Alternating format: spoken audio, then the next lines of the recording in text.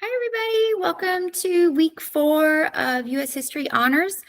This is our weekly video where I'm just going to kind of review what's due, go over a couple of due dates with you, and then just remind you if you have any questions or need anything when I'm available and you can come and meet with me. Okay, so this week we are going to be in Module 1 week or Lesson 3. All right. Also, make sure you're going to the announcements every time you're logging in. Every Monday, I'm going to post kind of a to-do list for the week. And so that's going to be helpful, just keeping track of what's assigned for this week and then what's past due and when things are closing. So for this week, which is the last week of August, okay, till September 1st, all of this is due on September 1st, Friday.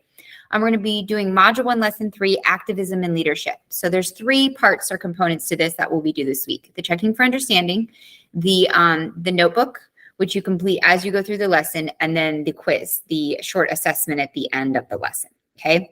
If you are behind in this class or you're needing to bring up your grade, I will always list then what is previously due and when it closes. So for example, the week 1 discussion that closed. Okay. But what is still open is Module 1, Lesson 1. And Module 1, Lesson 2, the Checking for Understanding notebooks and quizzes. The Module 1, Lesson 1, that does close at the end of this week. So remember, you get that 2-week window. Okay, so double the time. It's supposed to be 1 week. I'm giving you 2 weeks and stuff. So that double time, and once it closes, it is permanently closed. Okay. Also, reminder of when I am available for live meets, and that's on Wednesdays. So you go to Google information on Wednesdays from 4 to 5 p.m. There's the code. I'm online. It's optional, but you can come if you have questions, need assistance, anything like that, you're welcome to come. If this time does not work for you, please email me and let me know when you are available, preferably evening. I can't meet during the day when I'm teaching my regular classes. This is a concurrent, which means after hours class. Out of school hours class. So if that time doesn't work for you, give me a couple other options of evenings and I'll try to squeeze something in so that we can meet and make it work for you. Okay. So let's just spend a couple of minutes talking about what is due this week. Okay. So remember the weekly live session instruction page. So there's one for this week. And this is again where I'll be posting this video. And again, just like you see in the announcement, it tells you what's due, what's past due, how you can get in contact and when I'm available. All right. So for example, if you're behind, you could look at last week's, it shows what was due, and then the instruction video that I did for last week as well. All right, so for this week, we're in Module 1, Lesson 3. Okay, so we're scrolling down, Activism and Leadership. So we're in this lesson right here. So there's 3 components, the Checking for Understanding, the notebook, and the quiz. So we're always going to start on the first document, or the first page, I should say, of the lesson. Okay, and this is where we'll open up our notebook. So go ahead and open that up and make a copy. Once it's open, I would save it to your Google Drive. Okay, so if you don't already create a U.S. history folder or something like that, it's just really helpful for keeping yourself organized. I wouldn't just have the documents randomly on your drive. Okay, so make that folder, check mark, and then move here. And then I would make it shareable. This way, if you submit it, that way I can grade it. Okay, so you go to share, and you want to click on the restricted anyone with the link, and done. So again, in the right-hand corner, anyone with the link. And that way, again, if it's submitted, then I am able to open it. Okay. All right. So you're going to want to keep that open, and then you go back over into Canvas. And then again, as you go through the lesson, then you're completing parts of the notebook. Okay. So we have our overview page. So we're going to be investigating current issues that apply to a range of strategies to make decisions and the action taken regarding temporary issues.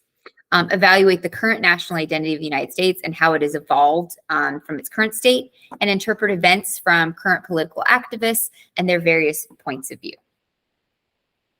Okay, so we're going to go to introduction.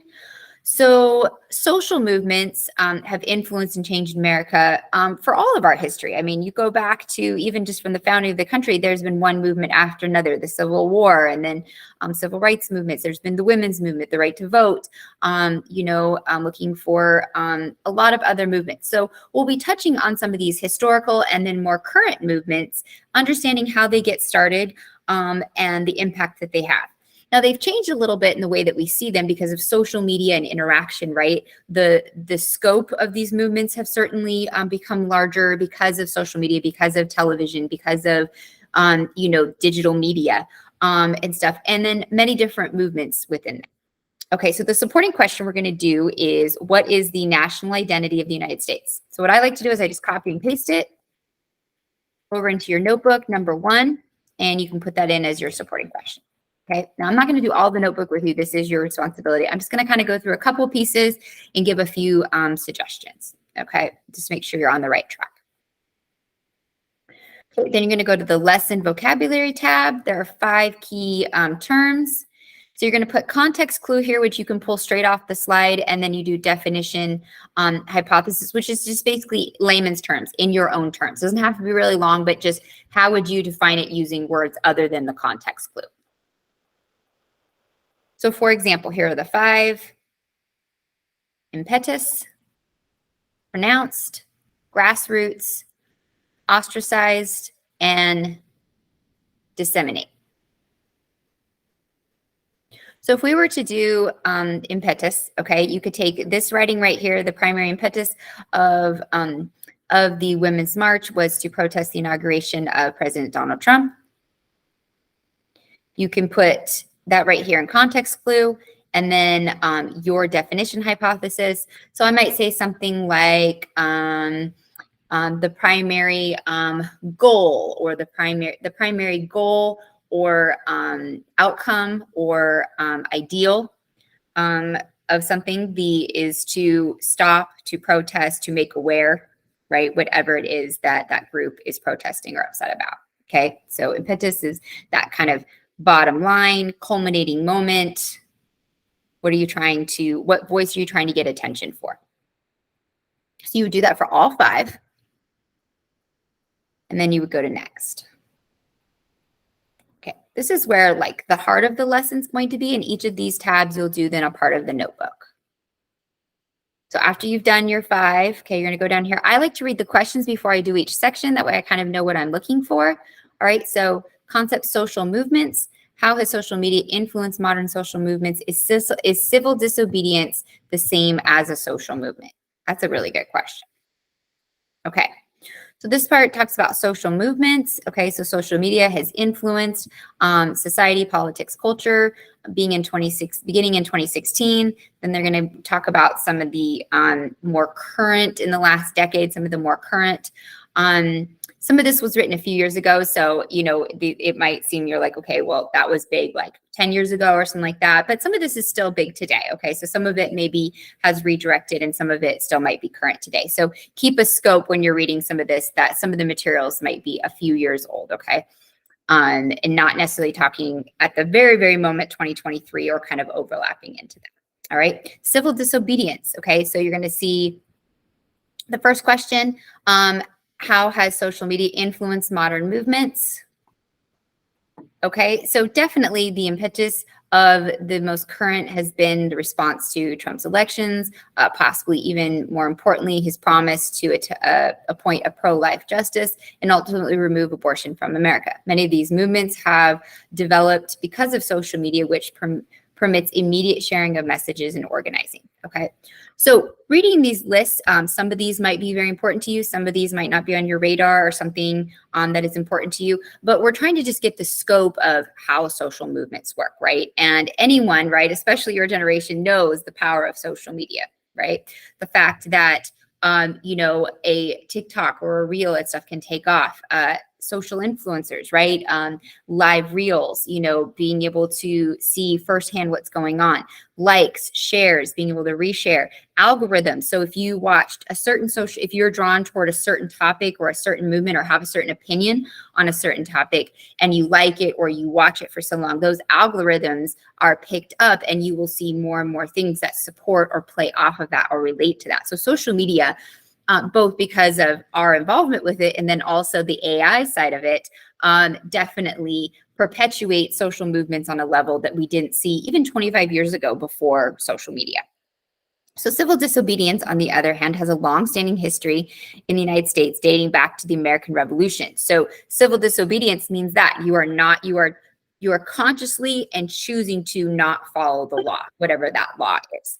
Now, if you're doing that, what makes it civil disobedience versus, let's just say, robbery is the motivation behind it. So someone who probably typically follows the law or is a rule follower, okay, when they are choosing not to do something because of a belief or to make a point. So they are doing it knowing possibly the consequences, but doing it consciously because they want to bring attention, awareness, or change, or proponent of change to whatever that rule or law is, okay? So civil disobedience certainly, when it's coming from an activism standpoint, is going to be viewed differently than, whoops, my watch is trying to talk to me, talking about AI, all right? So it's the purpose behind it versus just committing a crime or not doing something, okay? So, and of course, it might be easy for someone who commits a crime to, oh, I did it out of civil disobedience, but you often then have to look at the motives behind the person's history and then the context around the way in which it's happening. So civil disobedience is not new in this country. In fact, the writing of the Declaration of Independence was civil disobedience, right? It was rebelling against clearly stating the colonial leaders in 1776, who usually were rule followers, who usually were active members of British society, saying, we are done, we're breaking away, we will no longer listen to you, we are going to write our own government. In essence, treason. Okay, and then going to war over that. Now, many, many movements since then. So they list a few here throughout the civil rights movement, anti-war movements, anti-nuclear movements, environmental movements. So like environmental, I know we've seen, oh my goodness, my watch's got to go away. For example, I know pretty regularly I will see on like maybe news networks or sometimes on social media, the big way now that we're seeing people protest the environmental movements, you know, sit-ins on a road, right? Blocking the road. Maybe you've seen that before. So not allowing traffic to pass through, claiming that they are protesting, you know, some aspect of environmental pollution or pushing for legislative change. We've seen that with maybe some of, we've seen this a little bit in Europe with like art or statues or things like that, right? People throwing paint on them or throwing things at these, what are usually considered works of art, and we want to cherish them, and people doing in the name of, right, environmental movements. Now, whether or not you agree with that sort of, those would just be examples of civil disobedience, doing something that is against the law, but claiming it's in the name of a movement.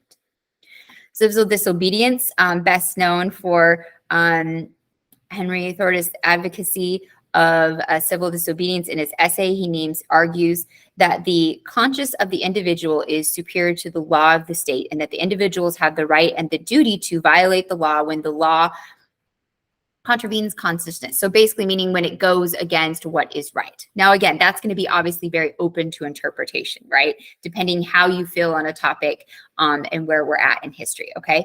We saw a lot of this during the civil rights movement in Birmingham, Alabama, where they give the example here where Dr. Martin Luther King Jr. was arrested for leading a demonstration to protest segregation and stuff, and then wrote his famous letters from a Birmingham jail defending his disobedience of an unjust law, okay, and giving reasons why this was a conscious decision. Okay, so you would go back to your notebook. Okay, so is civil disobedience the same as a social movement? The answer would be yes and no, right? So sometimes social movements, you don't always have to commit civil disobedience to show or support a social movement. Okay, you can go out and protest. There are plenty of legal ways you can do that. But sometimes there's argument, right, that it is necessary or to take it to the next level or to get more attention. So that's really going to come down to personal opinion, right? How you view something, how passionate are you about that, and how urgent are you about that? Okay, if it's something that you're like kind of loosey-goosey on, probably not. If it's something that you eat, breathe, sleep, okay, then you might feel differently about that. All right, so then we would go to the next one. Okay, women's rights. So it's going to kind of take you through some examples of women's rights movement. They have a video. It is about 2.5 minutes long. Okay, so you're going to read about the women's movement, watch the video, gives a little summary of a more current women's movement. There's been many women's movements over the last 2 centuries, in particular in this country, especially the last century and stuff. So the Me Too movement would probably be one of the most current of those. And then once you do that, you're going to go over into women's rights. Two questions you need to answer. What women's rights social movement emerged in the post, that means after 2016 election, and what issues are they concerned with? Why did it emerge at this particular time? So what sparked it? What brought it about? Whereas maybe before this wasn't as big of a concern. Okay. Then we go to the next tab, okay, and these are going to be just different examples of social movement. So this one is going to play off of or kind of build off of racial justice, okay, and then talk about some of these specific examples or topics within that, okay. I think they're going to talk about George Zimmerman, the Black Lives Matter movement, Colin Kaepernick. They're going to highlight that, so you'll read through those sections. Short video, okay, about that. And then again, pulling from the video and the reading, what events led to the founding of the Black Lives Matter movement? How did they advocate for change? Okay, or how are they advocating for change? So give some examples and more specific. So that can be people and their actions or movements or events. And then we have youth activism. Okay, so again, very similar to that, reading about youth movements, what brought them about, what is the focus of them, okay, giving different examples.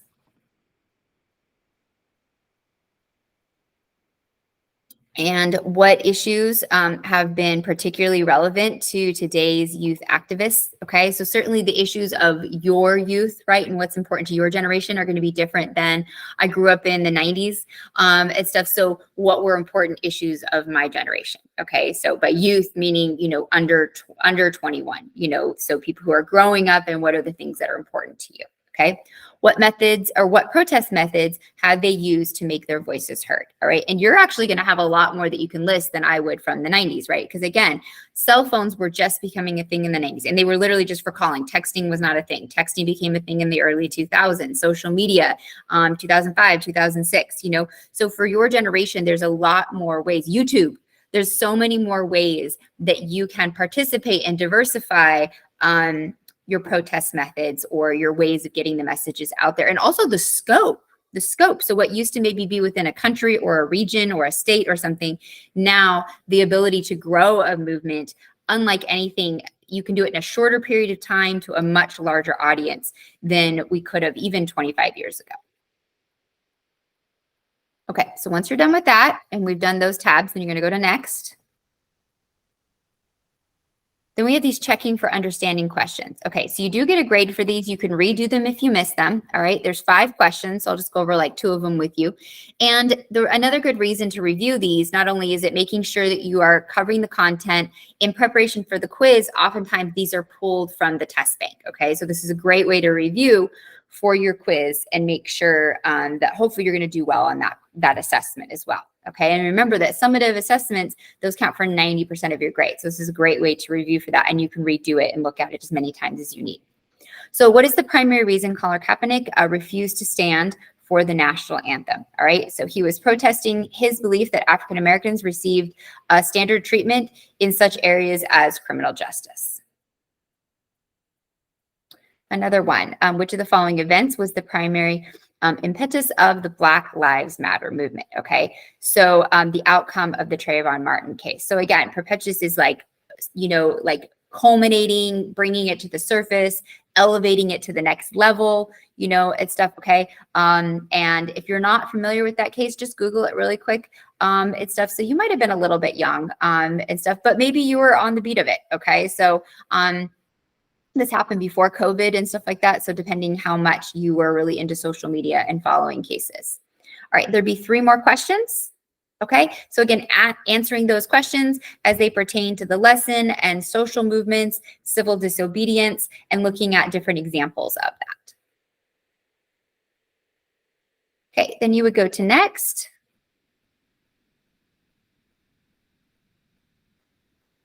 It's going slow.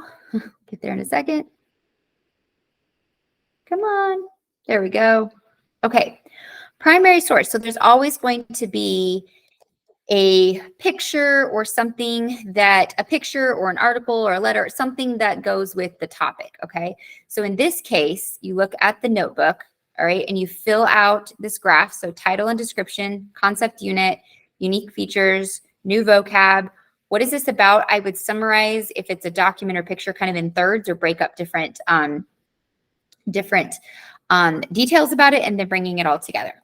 So for this for this lesson, okay, which we're looking at activism and leadership, okay, the primary document is Letters from a Birmingham Jail. Okay, so this is written by Martin Luther King Jr. Again, after being arrested in Birmingham and jailed, then writing a letter about why he's doing what he's doing, and really giving a list and description of the grievances and the things that the message he is trying to get out. And in particular within Birmingham in particular laws. Okay, so you would read through this. Okay, so like for the title, you can literally Letters from a Birmingham Jail, Martin Luther King Jr., April 16th, 1963. And you can put that here in title description. Concept unit, you could do activism and leadership. Okay, that's the name of the lesson. Unique features. This is a direct letter, right, from an activist, right? Someone who is huge in this, I mean, that at the center, probably the most recognized figure of the civil rights movement. It's stuff so you could highlight which movement it's from. Okay, new vocab. So as you skim through it, read through it, what's a vocab word or something maybe you haven't seen before, and then summarize it. So this one is a little bit longer. I think it's about 8 pages. Now it is in like column format, so they're not full pages, okay?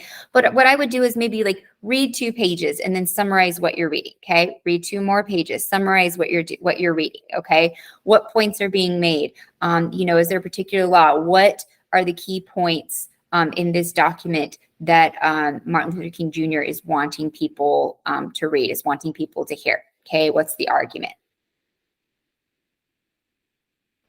So summarize those 3, and then in general, kind of what is this document? After that, you are starting to wrap up the lesson, okay? You have your journal question, all right, which is, should public displays of Confederate flags be banned?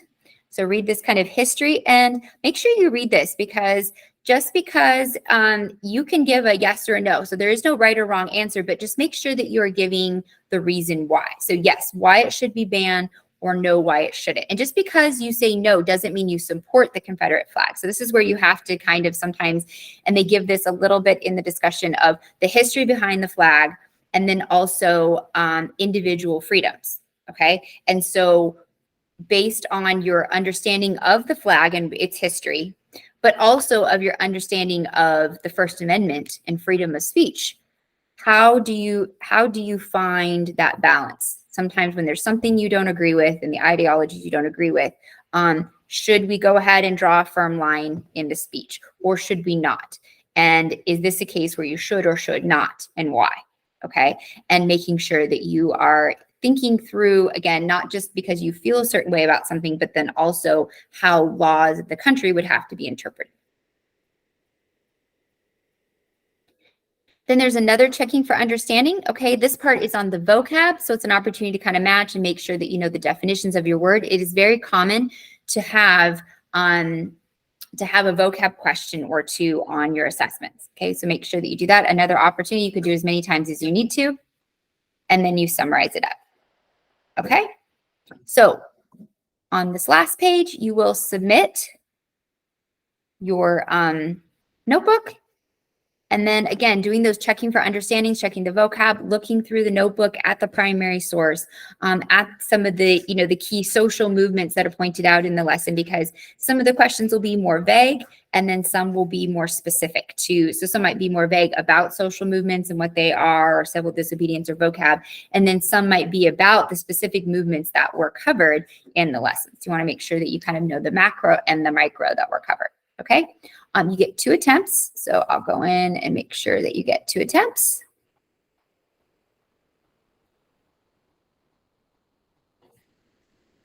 And it'll keep the, not 12 attempts, 2 attempts. And I'll make sure it's marked that it will keep the highest of the 2 scores. So if you score and you want to try again for a higher score, and for some reason you get a lower score, because it is different questions each time. It's a test bank of 40 or 50 questions, and then they pull from that. So you might get some repetitive questions, but you will get some new questions in taking it again. So it keeps the highest of the 2 scores. Okay. All right, please feel free to email me if you have any questions or anything like that. Again, remember, I'm available on Wednesday for that hour. So come, you can talk to me about your grade, making sure that you are prepped. If you have any questions, you can always email me. I'll get back to you same day or within 24 hours. Okay. Thank you so much. I appreciate your time. Hope you're having a great week. Bye.